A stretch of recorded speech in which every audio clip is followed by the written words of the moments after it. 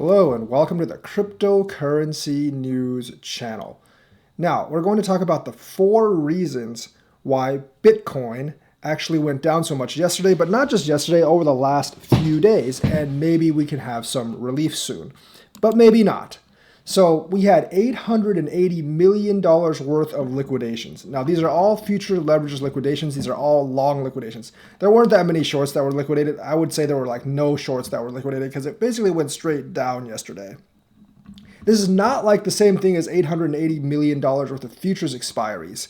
Those are just expiries. These are actually liquidations. These are longs being liquidated, and this forces the price way, way down. So yes, leverage is partially to blame. Actually, a lot of the drop is can be blamed on leverage traders because they're over leveraged, they get liquidated, and that exponentially pushes the price of Bitcoin down. Like I said, leverage is basically a bane on crypto and on most markets.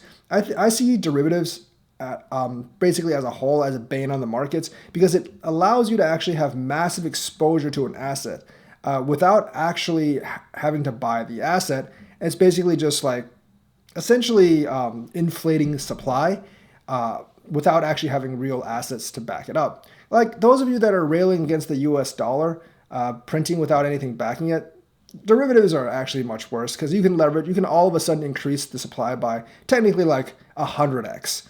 So, those of you who are saying like, oh, it's great because it lets me borrow money that I otherwise wouldn't borrow. But the thing is, when you get liquidated, you could lose it so easily. And the vast majority of people actually lose that money. So I have been against derivatives, futures, and other things for basically as long as they have existed in crypto because I think it's a fool's game. It basically brings on regulatory pressure, and it's basically just bad for the industry altogether. I don't really recommend anyone play these things. Way too risky. Crypto is volatile enough for you without actually using derivatives.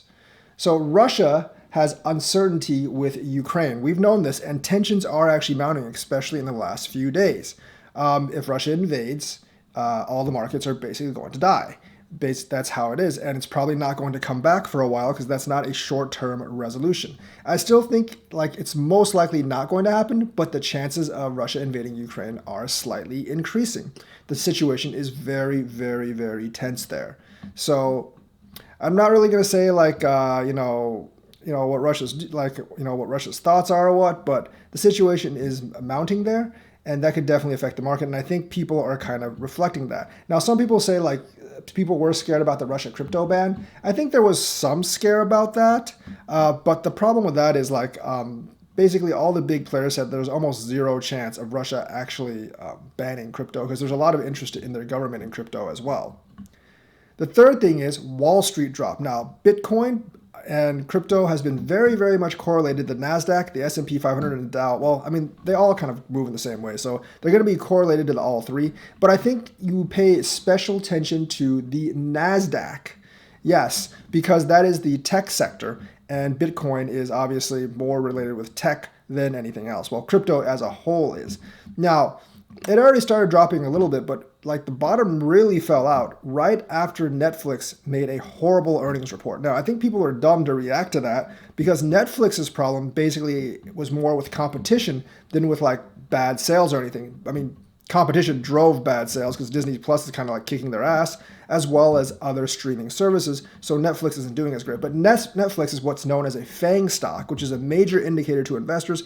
And the fact that the forecast for Netflix was so bad really, really dragged the market down. So the Wall Street drop was the third reason. Now, there is kind of a little bit of silver lining with potential for big disaster there because there are Microsoft, Tesla, and Apple all have their earnings reports next week, Tuesday, Wednesday, Thursday. If those earnings reports are good, which I'm not really hoping too much for, then in that case, essentially like the stock market and the crypto market will probably rebound. If those are miserable, we're going down much, much further. So basically the Russia thing and bad earnings reports, those are two events that could really, really tank us.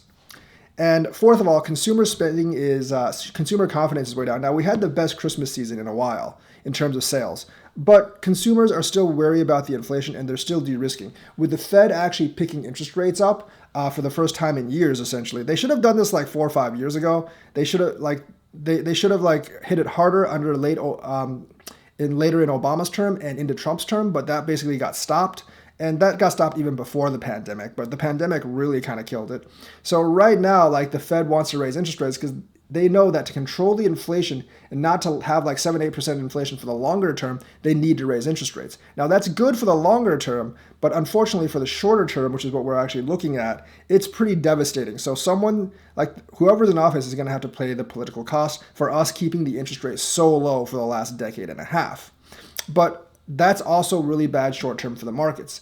Now, long term for the markets, I think having a higher interest rate, 4 or 5%, is actually pretty healthy. They're not going to raise it above 2.5 because it would cause like widespread panic if they do. But even raising it a couple of basis points, less than 1%, has caused this panic because it does tighten the money supply a little bit. So that's the fourth reason. Now, the Fed is actually meeting again, I think, next week, and they might stave off raising the interest rate, which might actually help crypto. So that's another thing that we have to look at.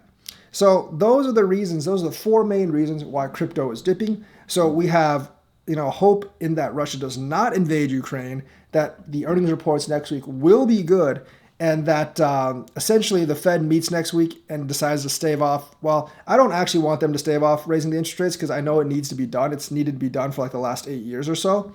But for you short-term investors or who want a boost right now, you are hoping that the Fed says they don't actually raise interest rates.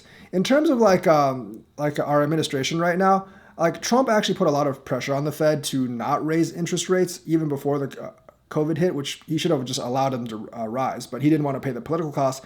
Biden is not going to do that. He's probably going to just let the Fed do whatever the Fed thinks is best, which may not be good for our short-term interests. So maybe look towards that. I think if the Fed basically backs off on their interest rate hike, I think if the Fed actually backs off on their interest rate hike, we might go up a little bit, but if they stay the course, it probably won't be so great. But I think the earnings reports from Microsoft, Apple, and Tesla will actually affect basically the market more than these interest rates, and of course Russia's situation with Ukraine. As for the liquidations, people are always opening up new longs, hoping for a bounce back. It's a fool's game. Don't play it. I just wish everyone would just get out of derivatives altogether because I think crypto would be better without derivatives. So that's the news for today. Let me know what you think. Like and subscribe, and hit that bell notifications button. Thank you, and have a nice day.